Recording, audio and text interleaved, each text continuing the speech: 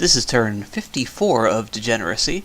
Agartha has put up Earthblood Deepwell, which gives him 20 additional Earth Gems every turn. So that's a very major enchantment in that it's just increasing his gem income by a huge amount. In LA, these gem gen globals are essentially as strong as conquering an entire nation's worth of gems. Here in Renthale, we're attacked by another Horror Strike, but this time we survive thanks to the fact that we have these Shade Beasts, which have an attack that is not negated by magic resistance, so they're able to chop them up relatively easily. Here in Ikden, this is just a mercenary party of Vades. They have relatively low morale, which makes them pretty bad at trying to take on fierce stuff, and so they routed and were destroyed. Here in Land's End, this large group of ghosts led by a Grand Lemur, just in case they run into a group of Marignon's actual armies, is able to successfully raid one of the provinces in basically my territory. Here in the Sodden Merc, Atlantis recaptures the province with a bunch of these Ice Warriors. Here in Toan, we capture province back from Atlantis, losing a Spectral Standard in the process to the province defense. And here in Plothai, we actually do run into one of Marignon's armies. It's not like a full army, it's just a couple of demons led by a cadre of mages, but importantly, he only brought 2 fire gems on each of these guys, which is enough to cast Phoenix Power and then summon a lesser fire elemental, but they would need an additional fire gem each in order to summon a full-size 6 fire elemental. Generally, a size 6 fire elemental is going to be more than twice as effective as the smaller ones, so if you had the research for it, that was definitely a mistake. These Fiends of Darkness are very effective against our ghosts, in large part just because they have such a high base magic resistance. With anti-magic, it gets to the point where they're essentially immune to these MR and weapons. However, with only 16 magic resistance, while it is very high, they can still occasionally take hits, and with enough ghosts on my side, we can eventually whittle them down. This guy over here has the Shroud of the Battle Saint, presumably just in order to make sure that he isn't killed by the Blood Vengeance without needing to spend the mage turn to bless himself. I don't necessarily agree with that, but it's what he did. At the start of the battle, as expected, Marignon is casting Phoenix Power from all of his mages. And then the Beast Bats, because they're undisciplined, they immediately fly in, and because I had this one Soulless Warrior here at the front, he gets latched onto by the Beast Bats, leaving all of my ghosts still not yet bothered.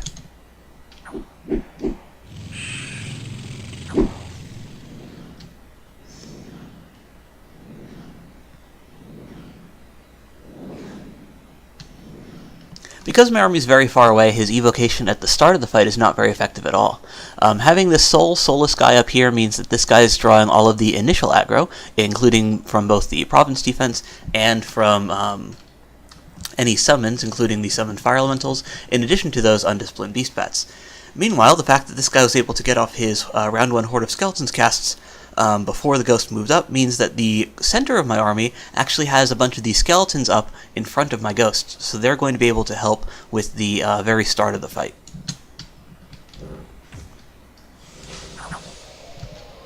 So once the fiends fly in, my mage is casting Cloud of Death. Because this has no effect on the undead, it can only hurt the demons, so it's a very large area of effect kind of evocation that also has no chance of friendly fire.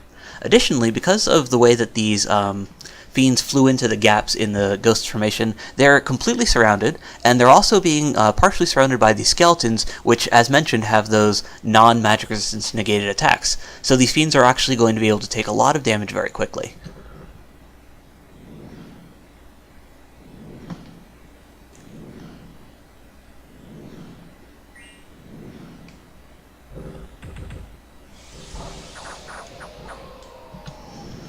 The Fiends were, as you saw, still very potent offensively, so they actually cleared out several squares of ghosts in their initial barrage of attacks, thanks to the fact that each of them has these 2 high-damage magic attacks. However, the Fiends die just as quickly because they're sitting in these Clouds of Death and surrounded from the north by these non-magic weapon skeletons.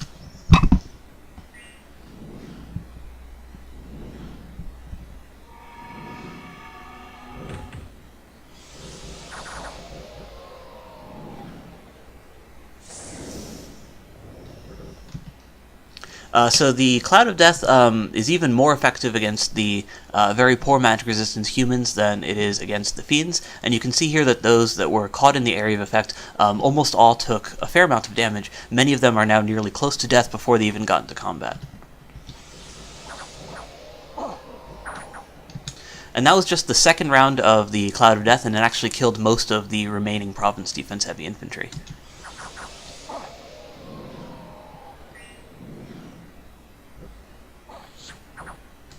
So we finished off the last of those Fiends of Darkness with the Drain Life cast. What's a little weird here is that it says that our armies are routed, but the Mage is definitely not routed, so while the Ghosts are running away, his Skeletons and Magic are still very much on the field. I'm not really sure what's going on there. I assume that there's some disconnect between when the message for the thing pops up based on the HP route and when the armies actually are HP routing.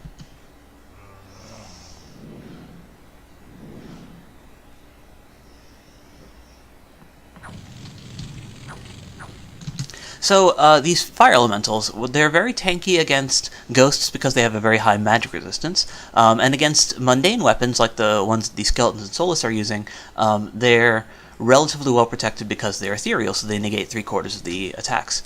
However, they have a fairly low defense score since we're in cold, which means that they have a penalty to their already not particularly scary defense. Additionally, they have no protection and relatively low hit points. What this means is that when they're not negating the attacks entirely from their high magic resistance, and because these are the smaller form of fire elementals, which have worse stats overall, they're actually going to be able to be cut down by just my Horde of Skeletons and Solus.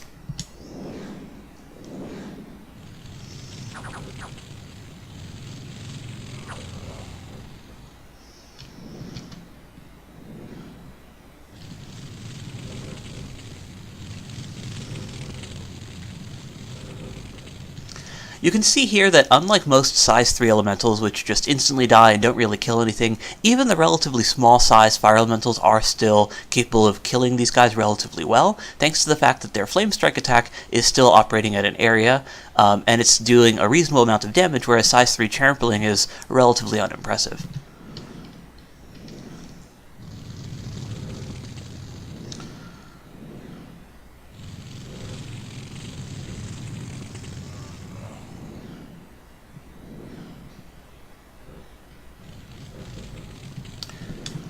And with that, there's no more elementals. However, because there were relatively few fiends brought with this army, just the mages alone are already enough in order to prevent Marignon from having an HP route, which means that these guys are going to stand alone, firing off their evocations until enough of them die in order to actually make the rest of the mages run away.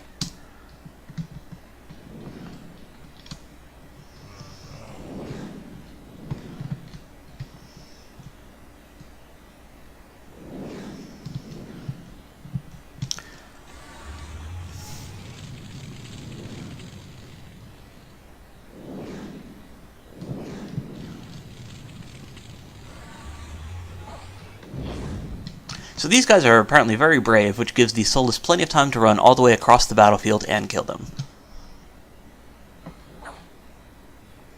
And with that, we're actually able to take the province, in spite of the fact that our ghosts ran away. We kill 8 of these fiends and 4 of Marignon's mages. So this is definitely a much bigger win than could be expected. And it was definitely helped by the fact that those fiends flew in ahead of the fire elementals, and the fact that he was summoning the smaller fire elementals rather than much more threatening full-size fire elementals. Here in the high ocean, these turtle warriors managed to rout from having poor morale, so always fun when we get fear going on our side. Here in Momef, we are charging into Agartha once again with just Wailing Wind casting, and then similar to last time, we have these guys set up in this big ol' spread just in order to hold up the enemy for as long as possible while the decay ticks. So his mages are all scripted to cast Iron Skin here, intending to protect themselves from Rain of Stones, most likely.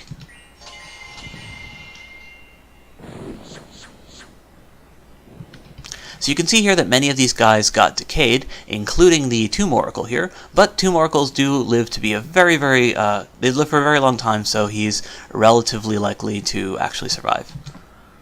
So that ghostly little blob up there does route relatively quickly, as can be expected.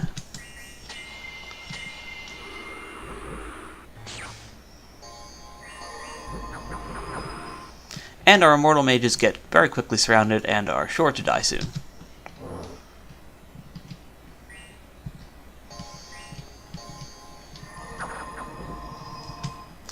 This guy got poisoned and failed a morale check and is trying to run away now, but he's still taking poison damage, so even if he does retreat, he's most likely dead.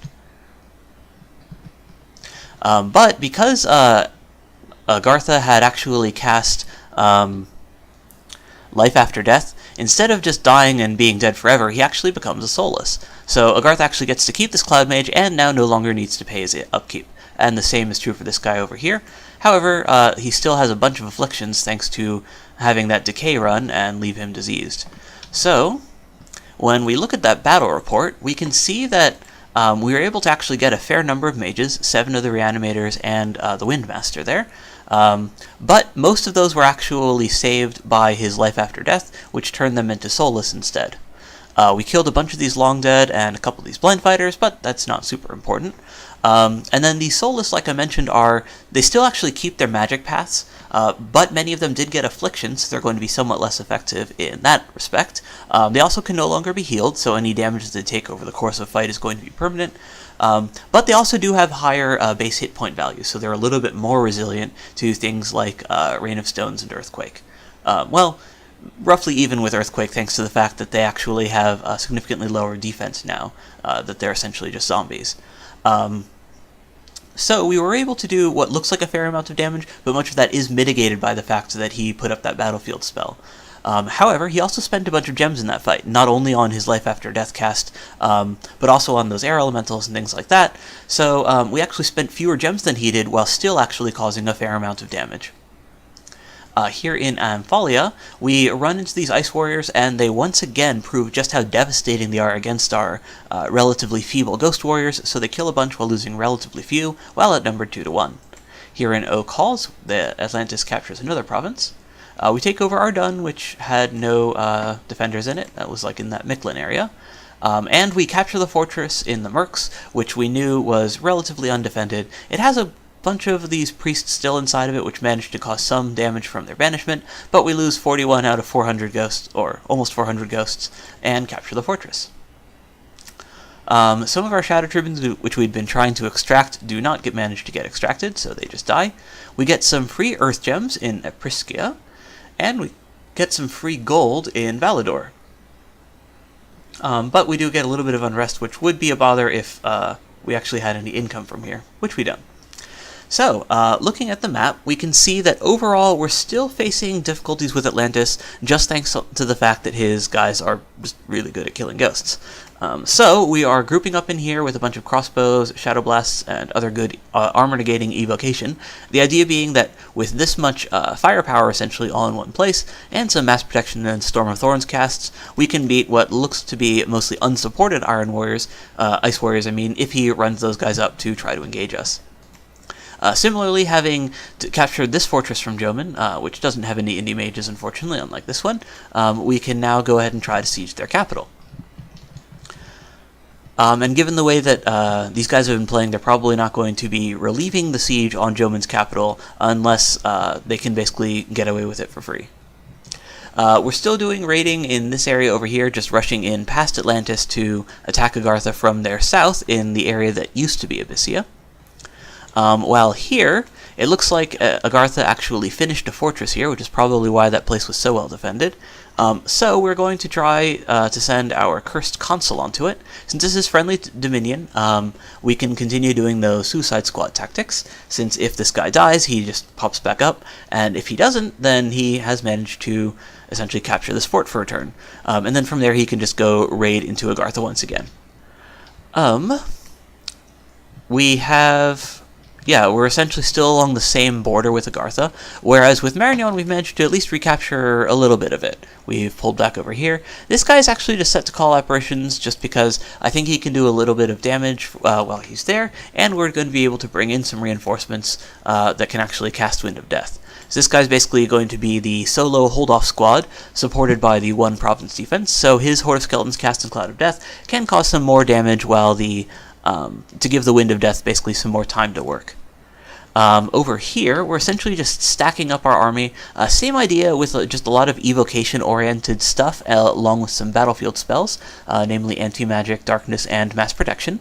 The idea being that if Marignon wants to attack into my territory, this would be the place to go, because that would then let him get a vector to attack onto this throne. Over here, we're just doing Wind of Death casting. So similar idea to what's going on up here. It's something that we can expect him to attack into, and if he brings enough troops in order to actually ensure that he captures the provinces, then Wind of Death can cause a fair amount of damage. However, it's also possible that he just continues to go attack into Mictlan instead, since he's actually been making gains there and taking provinces which aren't, like, totally dead. So yeah, things are generally looking pretty good. Our empire is solid. We've actually shown that we have the battle magic to take on Atlantis' stuff if we can bring enough of our very few and valuable mages together all at once. We've shown the effectiveness of those battlefield spells earlier against that little stack of Mictlans, so we can try those out against a better supported army here from Marignon, and potentially take that fight while not risking our mages because it's in friendly dominion.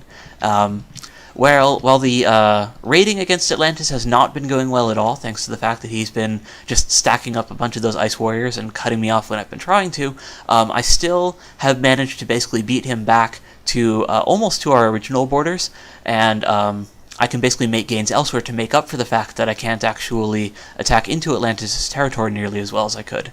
And that's the turn. This is turn 55 of Degeneracy. So first we run into another Horror Strike, which kills a bunch of my ghosts, thanks to the fact that we don't have nearly as many Shade Beasts this time to get rid of the high magic resistance Brass Claw Horrors before they can chop into a bunch of my troops. And while we do manage to hold on to the province, we take some relatively significant losses for a very cheap spell. We retake Kishia in the Old Land. One of these is a province which we're re-raiding from Atlantis, which had been under our dominion for long enough that it's essentially just empty, whereas the other one's one of Mictlan's provinces, and Mictlan has no money. We attack Jomin, and we basically just trade chaff here. We lose 84 of our plentiful ghosts and some of our lizard warriors, which are from that mercenary group that comes with the Coatl, but we basically had just purchased that group in order to use the Coatl as a giant caster. Meanwhile, we clear off a bunch of mercenaries and summons from the AI, and then this should essentially be the last of his resistance, since most of his chaff was destroyed in the process. Most of the damage to our undead was just caused by these Kanushis, since he just, still has a bunch of those priests. And the fact that we had all that mate support on our side didn't negate the fact that ghosts just kind of suck at fighting, so we had to shed quite a few of them in order to capture that province.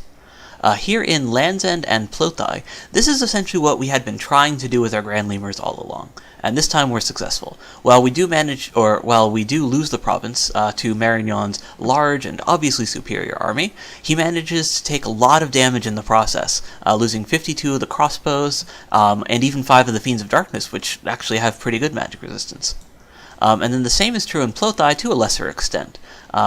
He loses a lot less stuff, essentially just a quarter of his smaller army as opposed to half of this larger army, but in both cases he's essentially just taking a lot of damage for free, because those Grand Lemurs are coming right back and the death gem cost to do that much damage is very low. Here in Toan, Atlantis just raids back into us with a bunch of those sacred, so we're not going to be beating that anytime soon. In the High Ocean, Garth is just raiding back some provinces with turtles. In Momef, we run into that Tomb Oracle stack. So he's apparently just patrolling with those and Long Dead Chaff, and his large Witherbones cast is able to sweep up our ghosts and hold on to the province. Here in Pranda, we were able to successfully raid him, though, and kill a scout, which had been under production at the time. Here in Ardun, we lose a province to Mictlan's raiding, and this is just basically a bunch of crap, but it's there's enough of it there to beat province defense. And Atlantis has put up Vengeful Waters, which causes an ice elemental attack to kill Kirkle. In the chambers underneath, we get some free imps. In World Pillar, we get some free death gems. In Apriskia, we lose some dominions, that sucks. And we capture the heretics and the false prophet leading them by accident. Oh, and of course we finish that fortress in the Misty Forest. So, this guy here has a couple imps, but they're not super useful, so they're just going to guard him while he researches. We're going to we're basically just going to reinforce this a little bit to try to storm it more quickly to get those delicious gems from Jomen's capital. And we're going to try to do a little bit of raiding underwater and peel off one of our mages to do that, while the bulk of our forces is still doing the sieging.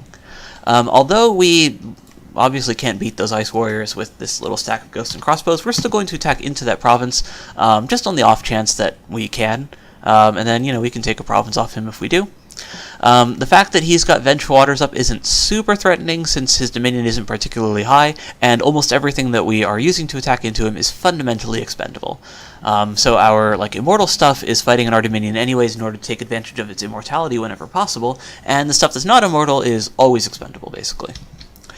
This stack over here, well, it does have some mortal mages and stuff that we don't want to send into his dominion, namely mages in general, because those are very, very valuable for us. We're just fighting in our own small amount of friendly dominion here along our border. So we're just basically stacking up this big blob of guys to try to see if we can, if not take this fortress, at least pull his attention up into this direction to prevent him from lifting the siege on Jomen, or otherwise causing us harassment in this area. Especially given that this is one of our most important provinces right now, since we can recruit these excellent crystal mages from there. Marignon essentially just took a bunch of damage for free, as I'd mentioned in these two battles here, and while he did take the provinces, the loss that he took is going to weaken his army, and he had to spend gems in both fights to little avail. So, trusting that, we're going to try to attack up into here, and this is still our dominion as well, so even if we do lose some stuff, we're at least not risking this 150 death gem group of Grand Lemurs. So we can basically try to take a fight with all those battlefield buffs, and while we might not win, given that they've got 35 Fiends of Darkness, which is just a lot of juice to deal with for Lemuria, we do have a chance of winning, and we can cause a lot of damage in the process. Furthermore, Marignon might be feeling he might just be feeling a little bit more risk averse thanks to having run into 2 Wind of Death traps on the same turn. So we're going to encourage that by just continuing to keep the Wind of Death stuff going.